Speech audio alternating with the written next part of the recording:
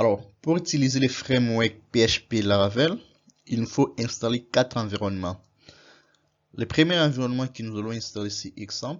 Alors, tout ce que vous aurez à faire, c'est de vous rediriger vers apachefriends.org/index.html. Le deuxième, c'est Composer. Alors là, vous allez juste mettre getcomposer.org pour télécharger Composer. Alors, le troisième, c'est Git. Le troisième, c'est Git. Vous allez mettre git-scm.com. Alors, le dernier environnement que nous allons télécharger, c'est Visual Studio Code. Code.visualstudio.com. Alors, nous allons utiliser Visual Studio Code comme étant notre éditeur. Alors, tout ce que nous aurons à faire, c'est de nous rediriger vers ces sites, ces différents sites. Et puis, nous allons télécharger pour installer. Alors, la première chose à faire, c'est de mettre ces liens, apachefriends.org. Nous allons installer Xampp. Nous allons commencer par télécharger Xampp. Nous avons 3 versions. Nous avons pour Windows. Après Windows, nous avons aussi pour Linux.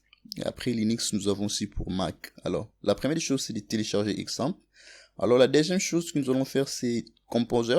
Vous cliquez juste sur, vous mettez juste getcomposer.org. Vous cliquez sur Download. Alors, vous mettez getcomposer.org. Le troisième, c'est Git. Alors, c'est le terminal que nous allons utiliser dans ces cours. Et après avoir téléchargé Git, nous allons aussi télécharger Visual Studio Code. Alors, quand vous voyez par défaut, quand vous cliquez sur ces boutons, vous allez télécharger pour Windows. Sinon, si vous cliquez sur ces boutons, vous allez voir qu'il y a les 3 versions que vous pouvez choisir. Alors, moi, j'ai déjà touché télécharger. Et ce que nous allons faire, c'est juste installer les différents environnements que nous allons utiliser dans ces cours. Alors, la première des choses que nous allons faire, c'est d'installer Xampp. Alors, tout ce que vous aurez à faire, c'est de double-cliquer juste sur Xampp pour installer votre logiciel, votre premier environnement. Alors, là, j'ai double-cliqué, je vais attendre un petit instant, vous allez voir. Alors, vous allez cliquer sur OK.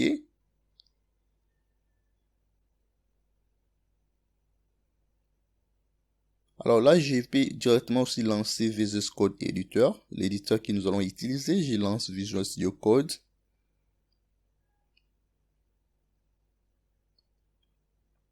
Je lance Visual Studio Code. Voilà, je comprends et je clique sur suivant. Alors, si vous voulez par exemple créer une icône sur les bureaux, juste cocher cette partie. Alors, ça c'est Bitnami pour exemple. Alors, l'autre chose que nous allons faire, c'est de décocher inscrire code en tant qu'éditeur pour le type fichier pris en charge. Je clique sur suivant. Installer. Alors, je vais cliquer sur installer. Alors là, je vais attendre. Directement, je rentre dans mon Xampp. Alors, il y a un message d'attention ici qui s'affiche warning. Alors ici, on dit important. Je clique sur OK. Je vais cliquer sur suivant, next. Voilà, je peux décocher Tomcat ici, comme vous le voyez. Je clique sur next. Alors ça, c'est le schéma par défaut qui me donne. C'est le schéma qui me donne. Et alors, laissez ça. Next, next, next. Alors directement, il vous renvoie vers ces sites. Leur site, bitnami.com. Voilà. Alors là, vous voyez que notre Xampp est en train d'être téléchargé. Alors là, on peut aussi, de l'autre côté aussi, Visual Studio Code est en train d'être installé. Alors, ce que nous allons faire, c'est de lancer encore Git, qui sera notre terminal dans ce cours. Vous lancez Git. Vous allez attendre un petit instant, cliquez sur OK.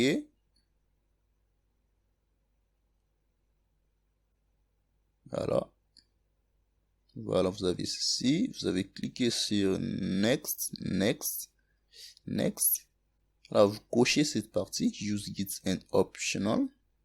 Vous cliquez sur Next. Alors, ce que vous allez faire, c'est quoi?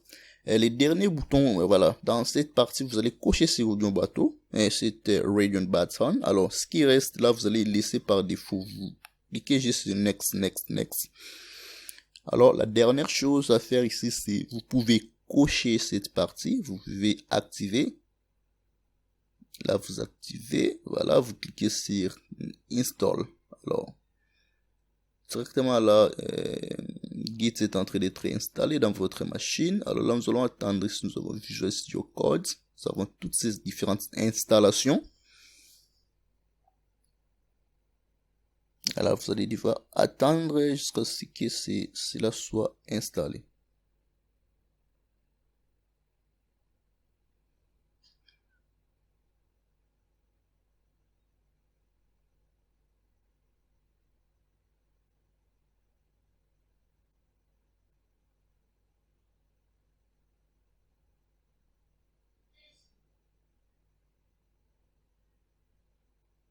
Voilà, alors là, c'est Git complete. Alors là, je vais cliquer sur Next. Voilà, nous avons terminé avec Git. Alors là, je serai redirigé vers leur site.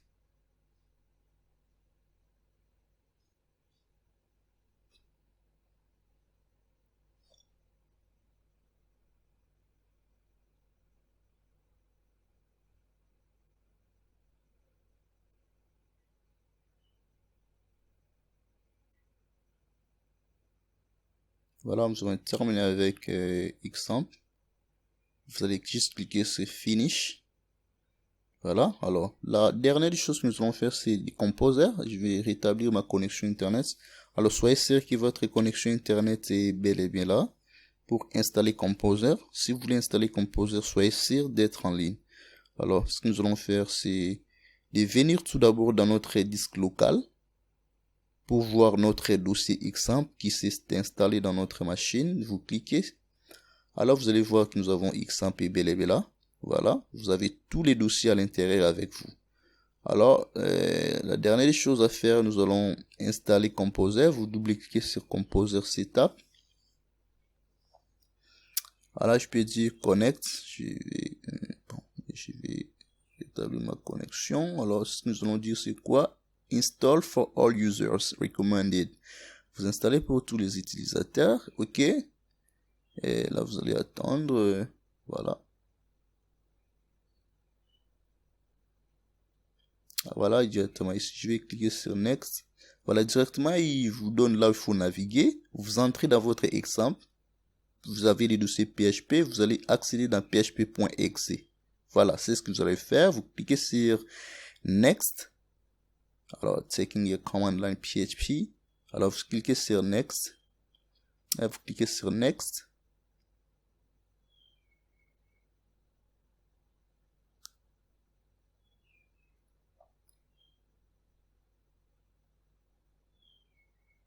Voilà, vous cliquez sur Next. Alors, vous cliquez sur Finish. Voilà.